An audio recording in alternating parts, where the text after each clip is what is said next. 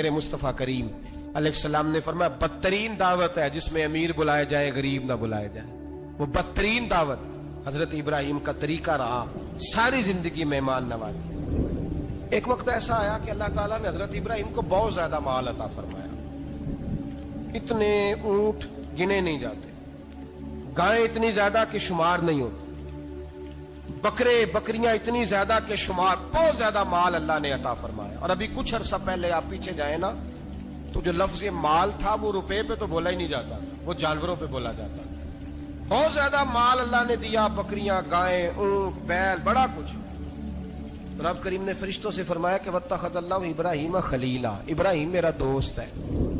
तो फरिश्ते कहने लगे या अल्लाह जिसे इतना कुछ दिया जाए उसने दोस्त तो बनना ही होता है, तो नवाजा ही पड़ा है, इतना माल इतने खेत खलिहान इतना कुछ। अल्लाह करीम ने फरमाया जाओ आजमाइश कर लो, इम्तिहान ले लो। फरिश्ता इम्तिहान लेने पहुंच गया। हजरत इब्राहिम के जानवर चर रहे हैं चरागाह में, हजरत इब्राहिम भी हैं गुलाम भी हैं, बहुत बड़ा रेवड़ है, आप तशरीफ फरमाए। एक फरिश्ता आया तो खेत में छुप के बैठ गया और बुलंद आवाज से कहने लगा सुबहान अल्लाह वल्हम्दुलिल्लाह वला इलाहा इल्लल्लाह वल्लाह। ये तस्बीह बड़ी पसंद है, महबूब ने इनकी फजीलत बयान की। अब वो हजरत सैयदना इब्राहिम अलैहिस्सलाम खड़े थे तो वो खेत में बैठ के तस्बीह पढ़ने लगा सुबहान अल्लाह वल्हम्दुलिल्लाह वला इलाहा इल्लल्लाह। हजरत इब्राहिम कहने लगे ये मेरे रब का नाम कौन ले रहा है, बड़ी इसकी मीठी आवाज है, बड़ी कौन है। ढूंढने लगे, घूमते घूमते उसके पास चले गए, फरिश्ता इंसानी शक्ल में, तू मेरे रब का जिक्र कर रहा था? उसने कहा मैं ही कर रहा था। फरमाने लगे यार एक दफा फिर नहीं करता? तो कहने लगा इब्राहिम पहले तो मैं अपनी मर्जी से कर रहा था, तू कहता है तो पैसे लगेंगे, पैसे हैं तो कर देता हूं। हजरत इब्राहिम कहने लगे बोल तू क्या लेगा, मेरे अल्लाह का जिक्र सुनाने का क्या लेगा? कहने लगा जितनी बकरियां आप चरा रहे हैं सारी दे दे तो मैं अल्लाह का जिक्र सुना देता हूं। आपने फरमाया बस जा तेरी सारी हुई, मेरे रब का जिक्र सुना। और फिर शुरू हो गया सुबहान अल्लाह अल्हम्दुलिल्लाह वला इलाहा इल्लल्लाह वल्लाहु अकबर। हजरत इब्राहिम अलैहिस्सलाम कैफ में, यार फिर जरा सुना, ना इल्मा विच फसा सानू, तू यार दी गल सुना सानू, जरा दोबारा सुना। मैं फिर सुनाया, एक दफा फिर कहा। फरिश्ता कहने लगा बस जी आपके पैसे पूरे हो गए। हजरत इब्राहिम कहने लगे चल एक दफा और सुना। कहने लगा पैसे लगेंगे, तो क्या लेगा? कहने लगा गाय भैंसे सारी मेरी। फरमाया बस यार इतनी कीमत, तू सुना सही, सारा कुछ ही तेरा। फिर शुरू हो गया सुभान अल्लाह वल्हम्दुलिल्लाह वला इलाहा इल्लल्लाह वल्लाहु अकबर। गायें दे दी, भैंसे दे दी, वो जिक्र सुनाता है। हजरत इब्राहिम कभी मचलते हैं, कभी रोते हैं, कभी आहें भरते हैं, तू मेरे रब का नाम ले रहा है, जरा फिर से ले। कैफ जारी है। कहने लगा बस भाई। हजरत इब्राहिम फरमाने लगे तू और ले ले जो लेना है, मुझे जिक्र सुना। उसने कहा इब्राहिम बकरियां मैं ले चुका, गाय भैंसे मैं ले चुका, ऊंट रह गए, सारे ले लूंगा फिर जिक्र सुनाऊंगा। फरमाया जा तेरा हुआ तू जिक्र सुनाता रहे, मैं देता हूं। दे दिया, कुछ देर जिक्र किया तो अब खामोश हो गया। हजरत इब्राहिम खलीलुल्लाह अलैहिस्सलाम फरमाने लगे जिक्र सुना। कहने लगा इब्राहिम अब तेरे पास देने को क्या है, हर चीज तो मैं ले चुका। आप फरमाने लगे ये गाय भैंसे बकरियां चराने के लिए तुझे कोई नौकर मुलाजम भी तो चाहिए ना, तो इस तरह कर मुझे रख ले, मैं रोटी नहीं मांगूंगा, खाना नहीं मांगूंगा, तो अल्लाह का जिक्र सुनाता रहना, मैं तेरे जानवरों की नौकरी करता रहूंगा। हजरत इब्राहिम अलैहिस्सलाम ने जब ये कहा ना, फरिश्ते की आंखों में आंसू आ गए। तरदामनी पे शेख हमारी ना जाइए, हम दामन नचोड़ दें तो फरिश्ते वुजू करें। फरिश्ता रो पड़ा और कहने लगा इब्राहिम मुझे सीने से लगाओ, आप वाकई इस काबिल है कि अल्लाह आपको अपना दोस्त बनाए, वाकई इस काबिल है कि रब आपको अपना। हजरत इब्राहिम अलैहिस्सलाम का खुदा से मोहब्बत करने का निराला अंदाज। और मेरे भाई यही मोहब्बत उन्हें मेरे मुस्तफा से भी थी। एक नबी घर बना रहा है, दूसरा बनवा रहा है। हजरत इस्माइल अलैहिस्सलाम पत्थर उठा उठा के ला रहे हैं, जनाब इब्राहिम बना रहे हैं। जब खाना काबा बन गया तो कहने लगे रब्बना वब्अस फीहिम रसूला, ऐ अल्लाह अब इसे बसाने के लिए अपना आखिरी रसूल भी अता फरमा। नबी पाक फरमाते हैं मैं दुआ हूं हजरत इब्राहिम की। और हजरत इब्राहिम से रब करीम ने फरमाया चल इब्राहिम कोई चीज दे, तो कहा या अल्लाह तीनों ही तेरे नाम पे कुर्बान करता हूं, तेरी हुई सारी, हर शय तेरी। हजरत इब्राहिम ने दीन के लिए, आप शहर बाबुल के करीब पैदा हुए थे, وہاں سے مصر آئے، مصر سے فلسطین آئے، اور فلسطین سے آ کر کے کعبہ آباد فرمایا۔ زندگی سفروں میں گزری۔ سفر ایک تکلیف والی چیز ہے، پر حضرت ابراہیم نے وطن چھوڑ دیا، گھر چھوڑ دیا۔ جان بڑی عزیز ہوتی ہے، تو حضرت ابراہیم نے جب دین کے لیے نکلے تو جد و جہد کی، گھر کے اندر بھی گھر کے باہر بھی۔ آپ کے والد کا نام طارق ہے، وہ توحید پرست تھے، ایماندار تھے، پرہیزگار تھے۔ آپ کے چچا کا نام آزر ہے، وہ بت پرست تھے، بت بیچا کرتے تھے۔ حضرت سیدنا ابراہیم علیہ السلام جب میدان عمل میں نکلے تو حضرت ابراہیم علیہ السلام نے اپنے گھر سے جہاد شروع کیا۔ لڑنا پڑا، گھر کے اصولوں سے، چچا نے جو رواج بنائے ہوئے تھے اس رواج سے ٹکرائے۔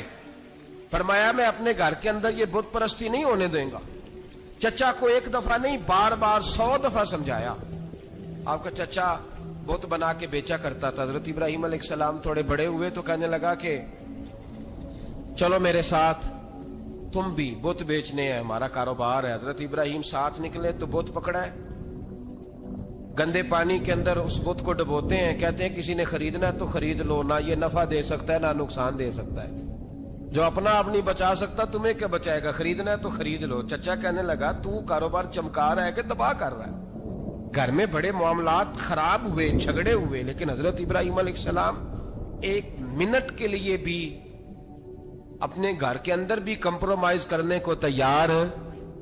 یہ تھوڑا مشکل میں نے پہلو چھیڑ دیا ہے، یہ تھوڑا مشکل پہلو چھیڑ دیا ہے۔ بڑا سمجھدار آدمی ہے پر بیوی سے پردہ نہیں کرا سکتا، سیانا ہے، پنچایت کا بندہ ہے، جو اس سے آپ کہیں گے وہ بات یہ سنائے گا، لیکن کہتا نہیں جی میں نے کوشش کر لی ہے۔ اس قسم کی کوشش ہے صاحب، کیسے ہو گیا؟ حضرت ابراہیم علیہ السلام نے گھر کے اندر سے فرمایا نہیں کرنے دوں گا، گھر کے اندر بھی ٹکرائے۔ فرمایا تم جو بھی ہو، پاش پاش کیا چچا کے اصولوں کو، اور باہر جب نکلے تو صرف علاقے کے چیئرمین سے نہیں ٹکرائے، ایم پی ایم این اے وزیر مشیر سے نہیں ٹکرائے، سپر پاور نمرود دنیا کا واحد حکمران تھا، اس وقت دوسرا کوئی حکمران ہی نہیں تھا، اکیلے حکمران سے جا کر ٹکرائے۔ کوئی ساتھ فوج نہیں تھی، کوئی ساتھ ان کے طاقت بظاہر دنیا داری کی کوئی نہیں تھی، پر حضرت ابراہیم جا کے ٹکرائے۔ اور میرے رسول پاک صلی اللہ علیہ وسلم نے سند بیان کی، فرمایا افضل الجہاد کلمۃ الحق عند سلطان الجابر۔ فرمایا سب سے افضل جہاد یہ ہے کہ تو ظالم بادشاہ کے سامنے کھڑے ہو کے حق بات بیان کر دے، یہ سب سے بڑا جہاد ہے، یہ سب سے افضل الجہاد کلمۃ الحق عند سلطان الجابر، سب سے بڑا جہاد۔ حضرت ابراہیم کھڑے ہو گئے، سپر پاور سے ٹکرائے۔ یہاں ہم لوگ حکمتوں کا شکار ہیں، دیکھیں گے، کریں گے، سوچیں گے، اور مولوی صاحب کو ویسے کہتے ہیں آپ پرہیز کریں سیاسی باتوں سے۔ بھئی اللہ کے ہر نبی نے جا کے وقت کے ظالم حکمران کو لتاڑا ہے، للکارا ہے، یہ تو مشن انبیاء ہے۔ حضرت سیدنا ابراہیم علیہ السلام نے جو اس کو جا کے کہا کہ تو جھوٹ بولتا ہے، تو جھوٹا ہے، تو خدائی کا دعویٰ کرتا ہے، تو بہت بڑا ظالم ہے، اور قرآن مجید نے اس ساری بات کو بیان فرمایا۔ حضرت ابراہیم علیہ السلام سے کہنے لگا میں رب ہوں، تو آپ نے فرمایا میرا رب تو وہ ہے جو زندہ کرتا اور مارتا ہے۔ تو پھر آپ حق بات بیان کریں گے تو اللہ مارے گا کہ بندہ مارے گا؟ کچھ بھی نہیں ہوتا، کیونکہ زندگی موت کس کے ہاتھ میں ہے؟ اللہ کے ہاتھ میں۔ زندگی موت اللہ، کچھ بھی نہیں ہوتا۔ انسان صحیح سمت کا تعین کرے اور صحیح چلے۔ حضرت علی شیر خدا سے کسی نے کہا تھا کہ آپ کے بڑی دشمنی ہے، کوئی محافظ رکھ لیں۔ آپ فرمانے لگے موت خود بہت بڑی محافظ ہے، وقت سے پہلے آتی ہی نہیں، بڑی محافظ ہے، وقت سے پہلے۔ علامہ نورانی رحمت اللہ تعالی علیہ کراچی جیسے شہر میں رہا کرتے تھے، جہاں گام گام پہ خطرہ تھا۔ لوگوں نے کہا حضرت اتنے بڑے لیڈر ہو، آپ کی جماعت کی 62 سیٹیں ہوئی قومی اسمبلی میں، ایک ایسا وقت بھی آیا تو کوئی ایک آدمی بندوق والا۔ آپ فرمانے لگے مجھے ضرورت ہی نہیں، اس لیے کہ جس خدا رسول کے لیے میں نکلا ہوں وہ خود ہی حفاظت کرنے والے ہیں، ضرورت نہیں ان چیزوں۔ تو بھائی حضرت ابراہیم ٹکرائے، اور آپ کا انداز کیا ہے؟ جا کے کہا کہ تو نہیں، خدا وہ ہے جو زندہ کرتا اور اس نے ایک بیوقوفوں جیسی دلیل دی. ایک آدمی کو کل پھانسی دینی تھی تو اس کو بلایا, کہنے لگا تجھے کب پھانسی ہے؟ اس نے کہا کل. کہنے لگا جا تجھے آزاد کیا, زندگی دی, اس کو چھٹی دے دی. ایک عام آدمی بیچارہ بیٹھا تھا, اس کو پکڑ کے نا کہنے لگا اس کی گردن اڑا دو. کہنے لگا دیکھ لو میں بھی زندہ کرتا اور مارتا ہوں, وہ جو کل مرنے والا تھا میں نے زندہ کر دیا ہے, اور جس کو پتہ ہی نہیں تھا کہ میں نے مرنا ہے اسے پکڑ کے میں نے مار دیا ہے. یہ بیوقوفوں جیسی دلیل ہے. حضرت سیدنا ابراہیم علیہ الصلوۃ والسلام چاہتے تو اسی وقت دلیل توڑ دیتے کہ تو کیا بیوقوفوں جیسی بات کر رہا ہے, اگر تو زندگی دیتا ہے تو مرے ہوئے میں جان ڈال کے دے جس کو تو نے مارا ہے. لیکن حضرت ابراہیم نے دیکھا کہ بیوقوف ہے, بیوقوفوں سے بحث نہیں ہوتی, دلیل بدل لی جاتی ہے, ان کی عقل کے مطابق بات کی جاتی ہے. حضرت ابراہیم فرمانے لگے میرا رب وہ ہے جو سورج مشرق سے نکالتا ہے اور مغرب میں غروب کرتا ہے. تو اگر رب ہے تو تو مغرب سے نکال کے مشرق میں غروب کر.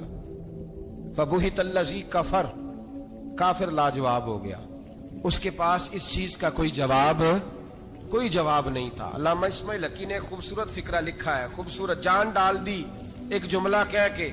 حضرت سیدنا علامہ اسماعیل حقی رحمت اللہ علیہ فرمانے لگے چونکہ نمرود بیوقوفوں جیسی باتیں کر رہا تھا, اگر وہ یہ کہہ دیتا نا کہ میں سورج کو نکالتا ہوں مشرق سے,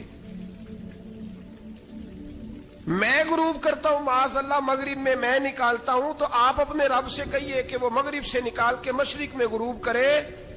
علامہ اسماعیل حقی فرماتے ہیں رب کریم کی آواز قدرت تھی, مالک حضرت ابراہیم علیہ الصلوۃ والسلام کے اس, اگر وہ کہہ دیتا اور حضرت ابراہیم دعا کر دیتے تو رب کریم نے فرشتوں کو تیار بٹھایا ہوا تھا.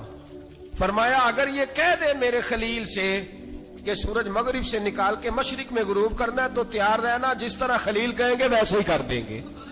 واتخذ اللہ ابراہیم خلیلا, ابراہیم ہمارا دوست جو ہوا, جیسے کہے گا ویسے کر دیں گے. حضرت سیدنا ابراہیم علیہ السلام کی باتوں کا جب جواب نہ دے سکا, دلیل نہیں بندہ دیتا, پھر لڑائی کرتا ہے, پھر جھوٹے موٹے اعتراض کرتا ہے.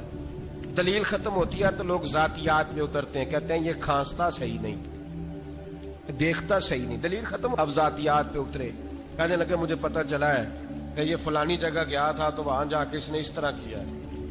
پھر لوگ ذاتیات پہ اترتے ہیں, جب دلیل کا جواب دلیل سے نہیں دے پاتے پھر ذاتیات پر اتر کر حملے کرتے ہیں.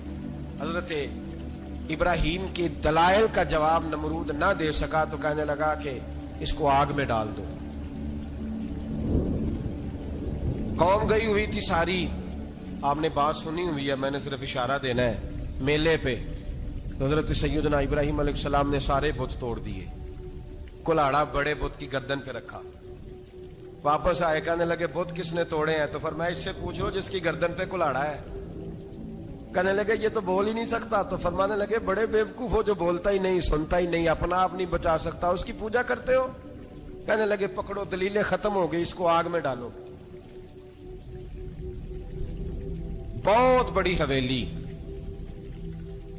45 فٹ مربع پہ مشتمل ایک حویلی بنائی گئی اور 45 فٹ اونچی. مختلف روایات, علامہ اسماعیل حقی کہتے ہیں کہ 3 مہینے تک نمرود نے کہا کہ اس کے اندر لکڑیاں ڈالو. لوگ پوچھنے لگے کتنی دنیا جلانی ہے؟ کہنے لگا بندہ تو ایک جلانا ہے, پر بندہ بڑا تگڑا ہے, ایک بندہ. 3 مہینے لکڑیاں ڈالی گئیں. اور لوگوں کی جو تہمات ہوتی ہیں نا وہ بڑی عجیب ہوتی ہیں. تہمات میں نے بڑی تفصیل سے رمضان المبارک میں گفتگو کی تھی. بدشگونی, تہمات لوگ لیتے ہیں. اس وقت بھی لوگ تہمات کا شکار ہو گئے. عقیدہ بگڑ جاتا ہے تو وہ عجیب و غریب باتیں کرنے لگتا ہے. تہمات کا شکار ہو گئے. بیبیاں نظر مانتی, میں بیمار ہوں, اگر صحیح ہو گئی تو اتنے من لکڑی دوں گی حضرت ابراہیم کی آگ جلانے کے لیے. ایک عورت لے کے جا رہی ہے لکڑیاں. ایک نیک دل آدمی نے اسے پوچھا کہاں جا رہی ہو؟ کہنے لگی میں نے منت مانی تھی تو حضرت ابراہیم علیہ الصلوۃ والسلام کو معاذ اللہ جلانے کے لیے لکڑیاں لے کے جا رہی ہوں. تو وہ رب کریم کے بندے کہنے لگے تو ڈھونڈتی رہے گی, تجھے وہ جگہ ملے گی نہیں. وہ بی بی کئی مہینے گھومتی رہی, جگہ ہی نہیں ملی جہاں لکڑیاں ڈالنی, ماری گئی. تو ہمات کا شکار ہوئے بہت سارے لوگ. تو ہمات کا بھائی, تو ہمات دین کے اندر منع ہے. تو ہمات دین میں کوئی نظر ماننا, کوئی کسی بزرگ کے مزار پہ جا کے سالے ثواب کے لیے کوئی چیز ماننا, یہ تو درست ہوا. لیکن غیر شرعی نظریں مان لینا کہ میں آگ کے گرد چکر لگاؤں گا، میں جناب وہاں جا کے یہ والا تماشا کروں گا، میں دھاگا باندھوں گا، میں رسا کاٹوں گا، میں وہاں گندے ہوں سے پانی پیوں گا، ان کی شریعت اجازت؟ یہ توہمات ہیں، بدشگونی ہے، دین میں ان کی کوئی گنجائش؟ آپ نظر ماننے سے پہلے بھی کسی عالم سے رابطہ کریں کہ میں منت مانگنے لگا ہوں تو کیسے ماننی چاہیے کا طریقہ پوچھیں، ایسے ہی غلط چیز کی منت تھوڑی مان لی جائے گی۔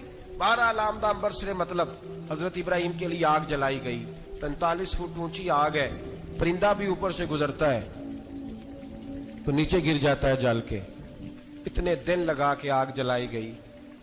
اب حضرت ابراہیم کو جلایا جانے لگا ہے۔ یہاں تو موجیں ہے نا، جو کسی ادارے کا سربراہ ہے اس کے لیے موج ہے، کسی جگہ آفیسر بن گیا تو موج ہے، پیر صاحب کے لیے موج ہے، علامہ صاحب کے لیے موج ہے، خطیب صاحب کے لیے موج ہے۔ جلنا کس کو پڑتا ہے؟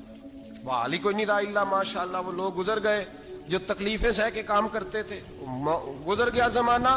حضرت سیدنا ابراہیم علیہ السلام کو جلایا جانے لگا ہے تو اب اتنی بڑی آگ ہے تو ڈالیں کیسے؟ شیطان نے تجویز دی کہ منجنیق بناؤ، منجنیق، بڑے بڑے بانس باندھ کے ان کے نیچے رسا باندھو۔ وہ جس طرح جھولنے کے لیے جھولا بنایا جاتا ہے، اس طرح ایک منجنیق پرانے زمانے میں اس میں پتھر رکھ کے پھینکے جاتے تھے دشمنوں پہ، وہ منجنیق بنائی گئی کہ دور سے حضرت ابراہیم کو پھینکیں گے۔ ہاتھ حضرت ابراہیم کے باندھ دیے، پاؤں مبارک باندھ دیے، پوری زمین پہ ایک نام لینے والا خدا کا، اور اس کو آج رسیوں میں جکڑا ہوا ہے۔ جب پھینکا جانے لگا نا آگ میں تو حوریں رونے لگی، فرشتے تڑپنے لگے، اے اللہ یہ کیا ہونے لگا ہے؟ ایک تیرا خلیل اور وہ بھی آگ میں۔ فرمایا جاؤ جا کے اس سے کہو اگر تمہاری مدد لیتا ہے تو اسے بچاؤ۔ ہوا کا فرشتہ آیا، کہا ابراہیم اگر تو کہے، او بھائی ان چیزوں کو کہانی سمجھ کے نہ سنا کریں، یہ داستان نہیں، یہ وہ طریقے ہیں جو ہمارے رسول نے ہمیں اپنانے کا حکم ارشاد فرمایا ہے، جو عقیدے، یہ وہ نظریات ہیں جو ہمیں اوڑھنے کو کہا گیا۔ اپنے رب کریم کی رضا پہ راضی رہنے کے یہ وہ خوبصورت مواقع ہیں صوفیاء نے جن کو بنا کر سمجھا کر ہم تک پہنچایا ہے۔ یہ ہے اہل طریقت کی باتیں، وہ کہتے ہیں یار جس حال میں رکھے راضی رہنا ہے۔ حضرت ابراہیم علیہ السلام کو پھینکا جا رہا ہے، فرشتہ آیا، اے اللہ کے خلیل اگر حکم دو تو اتنی ہوا چلاؤں کہ نمرودی جل جائیں سارے، آگ ان پہ پھینک دی جائے۔ آپ نے فرمایا تو جا، تجھ سے مجھے کوئی کام نہیں۔ تھوڑی دیر کے بعد پانی کا فرشتہ آیا، کہا حضور اتنی بارش برساؤں گا کہ آگ بجھ جائے گی۔ فرمایا تو جا، تجھ سے کوئی کام نہیں۔ اب جب منجنیق میں رکھ دیے گئے، آگ میں جانے کا لمحہ ہے، تیاری ہے، حضرت جبریل امین حاضر خدمت ہوئے، کہا ابراہیم کوئی حاجت؟ فرمایا تجھ سے کوئی نہیں۔ کہا چلو مجھ سے نہیں تو رب کریم سے ہی بات کر لو، مجھے پتا ہے میں چھوٹا ہوں، آپ مجھ سے مدد کیوں لوگے، رب کریم سے ہی بات کر لیں۔ تو حضرت ابراہیم کہنے لگے جبریل یہ بتا، رب کو نہیں پتا اس کا خلیل کس حال میں ہے، اسے نہیں پتا میں کس حال میں ہوں، میرے ہاتھ بندھے ہیں، پیر بندھے ہیں آگ میں، اسے نہیں پتا۔ بتایا تو اسے جاتا ہے جسے خبر نہ ہو، تو اگر اسے پتا ہے، اگر وہ جلانے پہ راضی ہے تو میں بھی جلنے کو تیار ہوں، میں تیار ہوں، میں تیار ہوں، اسے کہو ٹھیک ہے۔ حضرت سیدنا ابراہیم علیہ السلام کو منجنیق میں ڈال کے جو پھینکا آگ میں، یا نار کونی بردم و سلاما علی ابراہیم، اللہ نے فرمایا اے آگ میرے ابراہیم پہ ٹھنڈی بھی ہو جا اور سلامتی والی بھی ہو جا۔ حضرت ابراہیم کو دو فرشتوں نے بٹھا دیا زمین پہ، پھول کھلے ہیں، کونپلیں مہک رہی ہیں، کلیاں خوشبو دے رہی ہیں۔ حضرت ابراہیم نے سر سجدے میں رکھ دیا، سبحان اللہ والحمد للہ ولا الہ الا اللہ واللہ اکبر۔ حضرت ابراہیم اللہ کی تسبیح پڑھنے لگے، رب کریم کا شکر بجا لانے لگے۔ نکلے وہاں سے، کچھ دن گزر گئے، نکلے، حکم ہو گیا ابراہیم علاقہ چھوڑ دو۔ حضرت ابراہیم علیہ السلام وہاں سے نکل کے مصر آئے، چچا کے پاس ٹھہرے، انہوں نے اپنی بیٹی جناب سارہ کا نکاح کر دیا۔ کچھ آگے بڑھے تو ایک ظالم بادشاہ سے ٹکرائے، اس نے ایک شہزادی، ایک بادشاہ کی بیٹی قید کی ہوئی تھی، جناب ہاجرہ نام تھا، ان کو قید سے چھڑا کے ساتھ لائے۔ حضرت لوط علیہ السلام بھی ساتھ، یہ 4 لوگوں کا قافلہ چلا، فلسطین میں جا کے پڑاؤ ڈالا، گھر بار چھوڑا، تبلیغ شروع ہوئی۔ حضرت ابراہیم کے گھر میں 2 خواتین ہیں، ایک آپ کی بیوی ہیں، ایک حضرت ہاجرہ ہے، اولاد کوئی نہیں۔ बड़ा मेवा है मीठा। घर वही आबाद होता है जिसमें बच्चे रोते हैं, घर होता ही वो है जिसमें बच्चों की चंचनाहट होती है, भिन बनाहट होती है। हजरत इब्राहिम ने एक बच्चा रोते हुए देखा तो आंखों में आंसू आए, कहने लगे रब्बी हबली मिनस सालिहीन, या अल्लाह मुझे भी नेक औलाद अता कर दे। हजरत सारा ने सुन लिया, कहने लगी इब्राहिम शायद मेरे बतन से तो आपको नसीब नहीं, हाजरा से निकाह कर लो। जनाब हाजरा से निकाह हुआ। अल्लाह तो बड़ा बेनियाज है, रब करीम ने हजरत इस्माइल जैसा खूबसूरत बेटा अता फरमाया। बेटा काला स्याह भी हो तो सीने की ठंडक होता है, पर ये तो वो बेटा है जिसकी पेशानी में नूरे मुहम्मदी चमकता है सल्लल्लाहु अलैहि वसल्लम। हजरत सैयदना इस्माइल इतने खूबसूरत। अब जिस बीवी के यहाँ बेटा था, बैठना उठना भी ज्यादा उसके पास, आना जाना भी उसके पास, तवज्जो उधर हो गई। जनाबे सारा रश्क करने लगी। एक दिन कहने लगी इसे छोड़ आ जंगल में, बाद ये गैर ज़ीज़र मक्के के पास। भाई एक बेटा आलमे दीन बना लो। कहने लगा रोटी कहां से खाएगा? तेरे 5 बेटे हैं, को हाफिज़े कुरान बना, कहते रोटी कहां से खाएगा? वो बच्चा भी कहता है मैं कहां से खाऊंगा। हजरत इब्राहिम अलैहिस्सलाम तो चंद महीने का बच्चा छोड़ आए, तो कहां से रोटी खाई हजरत इस्माइल ने? कहां से खाई उनकी अम्मा ने रोटी? भूखे मर जाते हैं ये सारे। मैं बड़ी जिम्मेदारी से कहा करता हूं कि जितनी खूबसूरत रोटी अल्लाह करीम दीन के खादिमों को अता करता है शायद किसी और के नसीब होती हो, लेकिन हम लोग तवज्जो ही नहीं कर रहे। हमारा शौक ही नहीं बन रहा, हम ये मेहनत ही नहीं कर रहे कि कौम को मुस्तनद उलमा की जरूरत है। इलाकों के इलाके खाली हैं, इधर हमारा मिजाज ही नहीं बन रहा, तवज्जो ही नहीं दीन की खातर। और फिर चले बच्चे तो बात की बात है ना, जो अभी खुद जवान है वो भी तो ये दुआ। एक साहब मुझे कहने लगे मैं दुआ मांग रहा हूं अल्लाह मुझे बेटा दे तो मैं उसे दीन पे लगाऊंगा। तो मैंने कहा आप भी बूढ़े नहीं हुए, आप खुद ही लग जाए। बेटा तो अभी आएगा तो लगेगा ना, तो आप तो इस वक्त है तो आप तो पहले लगे ना साहब। 2 घंटे तो निकाल के आए, दीन सीखने को काफी है। आप इतनी लंबी सोच रहे हैं कि बच्चा आएगा तो बड़ा होगा तो वो जाएगा तो देखी जाएगी। अभी तो आप हैं तो आप तो आओ। हजरत इब्राहिम ने बच्चा वहां छोड़ा। यहां से जो उम्रा करने लोग जाते हैं ना, जो हज करने जाते हैं, उनको पता है कि वहां दुनिया की हर नेमत मिलती है, फिर भी डबल ट्रिपल पैसे लोग जेबों में डाल के जाते हैं। हजरत इब्राहिम जब वहां लेके गए तो कोई इंसान नहीं था, पानी का कतरा नहीं था, 2 किलो खजूरें, एक मशकीजा। बीवी को थमाया। हमारे घर में हजारों चीजें पड़ी हैं, लेकिन वो जो तवक्कुल है ना वो खत्म हो गया है। अल्लाह देगा, हलाल हलाल पे कनात करे, जायज जायज पे भरोसा करे, रब करीम अता करने वाला है, वो मिजाज खत्म हो गया। हजरत सैयदना इब्राहिम अलैहिस्सलाम 2 किलो खजूरें, एक मिशकीजा पानी का दे करके और वहां बिठाया आपने अपने बच्चे को और अपनी ज़ौजा जनाबे हाजरा को, और बिठा करके ये वापस पलटने लगे तो हजरत हाजरा सलामुल्लाह अलैहा ने आवाज दी, कहा इब्राहिम किसके सहारे पे छोड़ के जा रहे हैं? जहां आबे जमजम का कुआं है ना, जो लोग गए हैं, इन्होंने सफा मरवा की सही की है, सफा मरवा से बाहर निकले ना, सरकार की विलादत का मकाम है, उस जगह पे आबे जमजम का कुआं था। वहां हजरत सैयदना हाजरा को बिठाया। कोई चीज नहीं, कोई दरख्त नहीं, कोई खेत नहीं, कोई पानी नहीं, कोई कुआं नहीं, वहां बिठाया और बिठा करके निकलने लगे तो जनाबे हाजरा फरमाने लगी इब्राहिम किसके सहारे पे छोड़ के जा रहे हो? कहने लगे अल्लाह के सहारे पे। तो पाकबाज बीबी ने एक लफ्ज पूछा, कहा इब्राहिम ये मेरे रब का हुक्म है? ये मेरे बस जिनका अकीदा तौहीद मजबूत हो उनके लिए एक जुमला काफी होता है, ये मेरे अल्लाह का हुक्म है? तो जनाब इब्राहिम अलैहिस्सलाम फरमाने लगे हाजरा हाँ रब का हुक्म है। जब ये लफ्ज कहे तो चाहिए था ना हजरत इब्राहिम तसल्ली देते, तो बीबी साहबा तसल्ली देने लगी, अर्ज करने लगी इब्राहिम अगर अल्लाह का हुक्म है तो फिर आप हमारी फिक्र ना करना, अगर ये रब का हुक्म है तो फिर हमारी फिक्र ना करना। जिस रब ने हमें यहां तक पहुंचाया है वो हमें कभी भी जाया नहीं फरमाएगा, फिर फिक्र ना करना। हजरत इब्राहिम आ गए, बात आपने सुनी हुई है, इशारा करना मकसूद है। 13 साल में चले मान भी लिया जाए बाज रिवायात की रोशनी में कि आते जाते भी रहे, लेकिन मुकम्मल देखभाल अपने बच्चे की परवरिश में पूरा हजरत इब्राहिम अलैहिस्सलाम का किरदार, सारा किरदार मां का था। मैं जब खवातीन के बारे में कोई बात करता हूं तो मैं आपको अक्सर कहता हूं कि ये सिर्फ बीवी के लिए हुक्म नहीं होता, ये ट्रेनिंग बेटी को देनी है और बहन को देनी है। یہ تربیت کریں اپنے گھر میں. میں تجربے کی روشنی میں یہ بات عرض کیا کرتا ہوں کہ بھائی بچے باپ کے فرما بردار اس وقت ہوتے ہیں جب اماں انہیں باپ کا فرما بردار کرتے ہیں، اور بچے باپ کے نافرمان بھی تب ہوتے ہیں جب اماں انہیں باپ کا.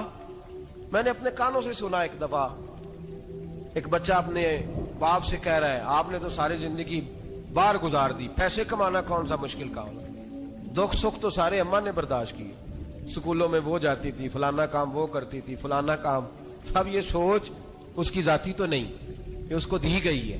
اور اگر اس کو یہ سوچ دے دی جائے کہ اماں کہے کہ میں تو اپنوں میں رہی ساری زندگی، میں نے تو اپنوں میں وقت گزارا، اور تیرا باپ تو کئی دفعہ جنازے بھی نہیں پڑھ سکا، نے تو ماں باپ ایسے دفن کر دیے، وہ اگر یہ سوچ فراہم کرے تو پھر بچہ باپ کا فرما بردار ہوتا ہے. اور یہ والی روایتیں ہم بیوی کو سناتے ہیں، حالانکہ کس کو سنانی چاہیے؟ بولیے. بہن اور بیٹی کو. بہن اور بیٹی کو سنائیں یہ باتیں، ان کو سمجھائیں تاکہ آگے جا کے وہ جو گھر ترتیب دیں وہ گھر بڑا عمدہ اور نکھرا ہوا ہو. حضرت سیدنا ابراہیم 13 سال کے بعد آئے، چونکہ گھر میں اللہ تبارک و تعالیٰ کی دوستی کا چرچا تھا، اللہ تبارک و تعالیٰ کی محبوبیت کا غلبہ تھا. 13 سال کے بعد فلما بالغ معه سعیا، بیٹا جب اتنا بڑا ہوا کہ ساتھ چلنے لگا، تو حضرت ابراہیم نے اپنے بیٹے کو بلا کے کہا بیٹا مجھے خواب آئی ہے، میں تجھے ذبح کر رہا ہوں، تیری کیا رضا ہے؟ تو حضرت اسماعیل کہنے لگے یا ابت افعل ما تؤمر، ابا جی اللہ جیسے حکم دیتا ہے میرے ساتھ ویسے ہی کریں، جیسے اللہ حکم دیتا ہے ویسے ہی، بولیے ویسے ہی کریں. حضرت حاجرہ کو کہا کہ ایک دوست نے دعوت کی ہے تو وہاں جا رہے ہیں. بی بی مطمئن ہے، تفصیلات کی ضرورت نہیں، ختم بات، اعتبار ہے، مطمئن ہو گئی. شیطان پیچھے سے آیا اماں کے پاس. ذرا تھوڑی دیر کے لیے تصور جمائیے، یہاں تو پڑوسن آ کے کوئی بات بتا دیتی ہے خاوند کے بارے میں تو کئی مہینے جھگڑا جاری رہتا ہے، پڑوسن محلے دار. شیطان نے آ کے بتایا لفظ کیا ہے؟ کہا حاجرہ تمہیں پتا ہے کہاں جا رہے ہیں؟ کہا دوست کی دعوت میں. تو کہنے لگے دوست کون ہے؟ رب کریم. اور ابراہیم کا خیال ہے کہ اس رب نے مجھے حکم دیا ہے کہ میں ذبح کروں. تو حضرت حاجرہ کہنے لگی کبھی باپ بھی بیٹے ذبح کرتے ہیں؟ شیطان کہنے لگا ان کا خیال ہے کہ ان کے رب نے حکم دیا ہے. جناب حاجرہ فرمانے لگی اگر رب نے حکم دیا تو پھر تو مجھے شیطان لگتا ہے، تو مجھے شیطان لگتا ہے. کا کیا مطلب؟ فرمانے لگی اگر رب کریم کا حکم ہے تو میرے پاس ایک اسماعیل ہے، اگر 1000 بھی ہوتے میں سارے اللہ کے راستے میں پیش کر دے دیتی. مالک کا ہی تو ہے سارا کچھ، اسی کا ہے، اس میں لیت اللہ کی کیا گنجائش؟ حضرت سیدنا ابراہیم علیہ السلام نے بیٹے کے حلق پہ چھری رکھ بھی دی اور چھری چلا بھی دی، رکھ بھی دی، اور وہ تو اللہ کریم نے فرمایا یا ابراہیم قد صدقت الرؤیا، ابراہیم تو نے خواب سچا کر دکھایا، وہ قیامت تک تیرا نام رہے گا. حضرت ابراہیم نے وطن بھی دیا، جان بھی دی، بیٹا بھی. اللہ کریم نے دمبے دیے، فرمایا یہ فدیہ ہے. اب یہ قربانی قیامت تک حضرت ابراہیم کے طریقے کے مطابق جاری ہے. حضرت ابراہیم بہت بڑے مہمان نواز تھے، بہت بڑے. آپ جب مصر میں قیام تھا تو بڑے بڑے لمبے چوڑے لنگر پکتے تھے، لوگ آیا جایا کرتے تھے، بڑا تفصیل کے ساتھ کھانا ہوتا تھا. مہمان نوازی آپ کی خاص صفت مبارکہ ہے. ہمارے ہاں بھی مہمان نوازی ہوتی ہے امیروں کی، بلکہ اب تو مہمان نوازی اس طرح کی ہے کہ کل تیری میرے پاس دعوت ہے اور پرسوں میری تیرے پاس ہے. وہی امیروں میں وہ چکر رہتا ہے، پارٹیاں دوست ایک دوسرے کو ڈالتے ہیں، تیری طرف پارٹی تیری طرف. اور اسی انداز میں اب یہ عید آئے گی نا، ٹکا پارٹیاں ہوں گی جگہ جگہ. اور لوگ سوال پوچھنے لگے ابھی سے، کہتے ہیں قربانی کا کتنا گوشت گھر رکھنا جائز ہے؟ قربانی کا کتنا گوشت گھر رکھنا جائز ہے؟ سارا ہی جی ہاں. اس لیے فریزر لے لے، فریج سے نہیں کام چلے گا. سارا ہی جہاز گھر رکھنا سارا ہی جائز ہے، رکھ لیں. او خدا کے بندے، قربانی وہ بندہ دیتا ہے جو سارا سال ہی گوشت کھاتا ہے. صحیح کہہ رہا ہوں؟ قربانی صاحب نصاب، صاحب استطاعت بندہ دیتا ہے نا، تو وہ سارا سال ہی گوشت، تو سارا گھر میں رکھنا بھی جائز ہے، لیکن سارا دے دینا بھی. تو جو آ رہی ہے اس پہ کیوں توجہ کرتے ہو؟ جو دوسرا جائز ہے اس پہ کیوں نہیں عمل کرتے؟ سارا تقسیم کر دیں، بات ختم ہوئی. یقین کریں محرم میں جا کے دوست ٹیلی فون کر کے سوال پوچھتے ہیں, کہتے ہیں صاحب سنا ہے قربانی کا گوشت محرم میں کھانا جائز نہیں. میں کہ نہیں, ربیع الاول چ بھی جائز جی, رجب رمضان تک کھاؤ, کوئی بندہ نہیں منع کرتا, اس لیے کہ کسی کو دینا تو پسند ہی نہیں. یا پھر اس میں سے جو خاص خاص چیزیں ہیں وہ اپنی فریج میں, اور باقی جو ہے وہ دوسروں کے لیے. یہ کیا طریقہ ہے ہمارا, اور اسی پہ عمل ہے. اللہ تبارک و تعالی ہمیں سمجھنے کی توفیق عطا فرمائے. یہ قربانی حضرت ابراہیم کا طریقہ ہے. حضور نے اگرچہ نبی پاک کی اپنی سنت تھی, یہ بھی کہہ سکتے تھے سنتی و سنت ابیکم ابراہیم, میری سنت ہے اور تمہارے باپ ابراہیم کی سنت ہے. یہ نہیں فرمایا. جب صحابہ نے کہا قربانی کیا ہے, فرمایا سنت ابیکم ابراہیم, یہ تمہارے باپ ابراہیم کی سنت ہے. ہر صاحب نصاب پر قربانی واجب ہے. جو زکوٰۃ کا نصاب رکھتا ہو اس پر قربانی واجب ہے. یعنی ضروریات سے زیادہ اتنے پیسے, جتنے پیسوں سے زکوٰۃ فرض ہوتی ہے, اتنے پیسے جس آدمی کے پاس قربانی سے پہلے آ جائیں اس آدمی پر قربانی کرنا واجب ہے. بکرا, چھترا, دمبا 1 سال کا, یا دمبا 6 مہینے کا ہو پر اتنا بڑا محسوس ہوتا ہو کہ لگے 1 سال کا ہے, اس کی قربانی ہو سکتی ہے. جانور میں کوئی عیب نہیں ہونا چاہیے, اتنا کمزور نہ ہو کہ ذبح جہاں اسے کرنا ہے وہاں وہ چل کے جا نہ سکے, اتنا کمزور جانور نہ ہو. اس کے اندر بظاہر کوئی اتنا بڑا نقص نہ پایا جاتا ہو, کانا نہ ہو, لنگڑا نہ ہو, کوئی اس کی ہاتھ نہ کٹے ہوئے ہو, ایسا نقص جو واضح ہو. بکرا 1 سال کا, گائیں اور بھینس یہ 2 سال کی, اونٹ 5 سال کا. اب اس میں یہ ہے کہ ہمارے بہت سارے دوست, چونکہ ہم دیہاتی لوگ ہیں, تو پوچھتے ہیں کہ دوندا نہیں ہے تو چوگا نہیں ہے. تو یہ ہماری پنجابی کی اصطلاحات ہیں, پنجابی کی. شریعت اسلامیہ نے سال بتائے ہیں, یہ تو ہم نے اپنی آسانی کے لیے, یا دیہاتوں میں جو ماحول تھا اس طرح کا جانور لیں, خوبصورت جانور لیں. جو نصاب ہے وہ بھی میں نے آپ کو بتایا. لیکن ایک اور پہلو بھی ہے, نبی پاک صلی اللہ علیہ وسلم پہ زکوٰۃ کبھی فرض نہیں ہوئی, کبھی حضور پہ زکوٰۃ فرض نہیں ہوئی. نبی پاک صلی اللہ علیہ وسلم کے پاس اتنا سرمایہ کبھی اکٹھا ہوا ہی نہیں کہ زکوٰۃ فرض ہو.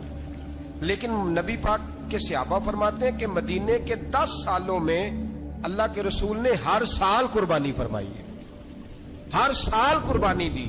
اور جس سال حضور حج کرنے گئے اس سال اللہ کے نبی نے 63 اونٹ ذبح فرمائے.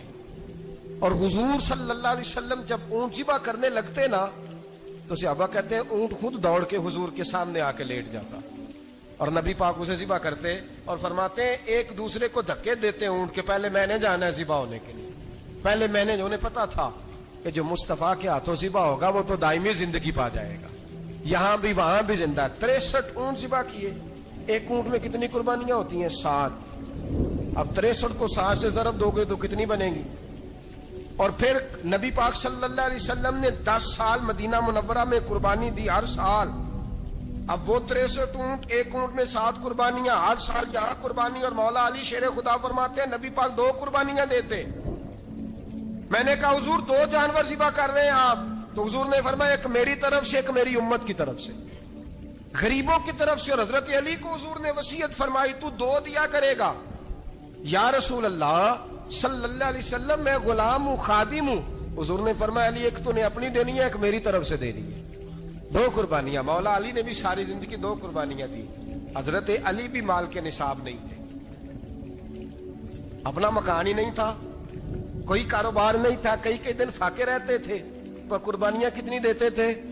2. ہمارے پاس ویسے اگر سسرال میں, میکے میں, کزنوں میں کچھ شادی ہو جائے تو 50-60 ہزار کا خرچہ برابر ہے, وہ پکا ہے. اور قربانی کی باری غریب ہو گئے, سارے غریب ہو گئے, کہتے نہیں یہاں مشکل ہے. اور خدا کے بندے اللہ کے ساتھ تجارت کر, اس کے رستے میں 1 دے گا, رب تجھے 70 گنا اضافہ کے ساتھ عطا فرمائے گا.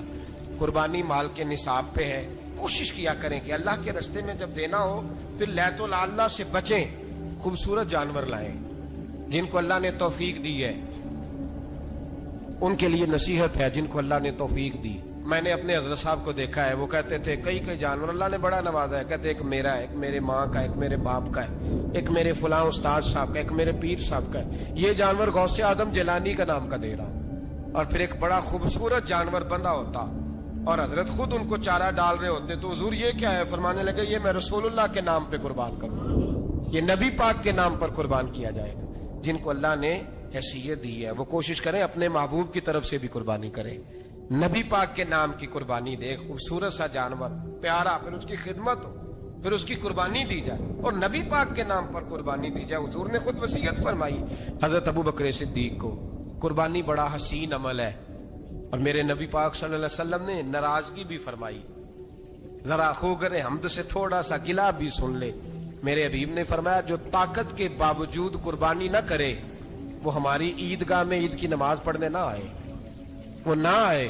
اور یا رسول اللہ جو کرے گا, فرمایا قربانی کے جانور کا خون کا قطرہ بعد میں زمین پہ گرے گا, اللہ اس کے سارے گناہ پہلے معاف فرما دے گا, اللہ اس کے سارے گناہوں کو بخشے گا. قربانی کریں, خوبصورت انداز میں کریں, اللہ کی رضا کے لیے. بزرگوں نے لکھا ہے 3 حصے کرو گوشت کے, ایک گھر میں رکھو, ایک رشتہ داروں میں بانٹو, پڑوسیوں میں بانٹو, اور تیسرا فقط غریبوں کو دو. لیکن میں اکثر یہ سوچتا ہوں کہ ہمارے ہاں قربانی کرتا ہی وہ ہے جن کے گھر میں ہر جمعرات کو چھوٹا گوشت پکتا ہے, اور جن کے گھر میں ہفتے میں 3 دفعہ مرغی کا گوشت پکتا ہے, وہی تو قربانی دینے کے قابل ہوتے ہیں. تو وہ بھی اگر قربانی کے بکرے میں سے بھی تیسرا رکھنا چاہیں تو اجازت تو ہے, میں نے کہا سارا رکھنے کی بھی اجازت ہے. لیکن اگر آپ مہربانی کریں, کوشش کریں کہ یار ہم تو سارا سال ہی کھاتے ہیں, اور ہمارے یہاں جو گوشت تقسیم ہوتا ہے نا وہ بھی باری لگی ہوئی ہے, ادھر سے پلیٹ آئی تھی گوشت کی تو ادھر سے بھر کے چلی گئی. بھئی اس نے کی ہے, اس کو بار بار گوشت دینے کا کیا مطلب ہے؟ آپ یہ دیکھیں عزیزوں میں, رشتہ داروں میں, اور میں اگر تھوڑا سا آپ کی توجہ کرانے میں کامیاب ہو جاؤں تو سفید پوش لوگوں کو دیکھیں. کچھ سفید پوش ہیں, سفید پوش جن کے اوپر قرضے ہیں, بیماریوں نے جکڑ لیا ہے, گھر میں بڑے بڑے سخت مریض آ گئے ہیں. سفید پوش پہلے دیا کرتے تھے, آپ ان سے پوچھتے ہیں صاحب قربانی, تو بات کو ٹالتے ہیں. وہ کہتے ہیں سوچ رہا ہوں کوئی حصہ ڈال جائے. پردہ پوشی کرتے ہیں, کہتے ہیں کہیں حصہ رکھا ہوا, پردہ پوش. اکثر وہ لوگ قربانی نہیں دے پاتے, اکثر دیا کرتے تھے اب نہیں دے پا رہے. کیوں؟ اس لیے کہ مشکلات ایسی آ گئیں.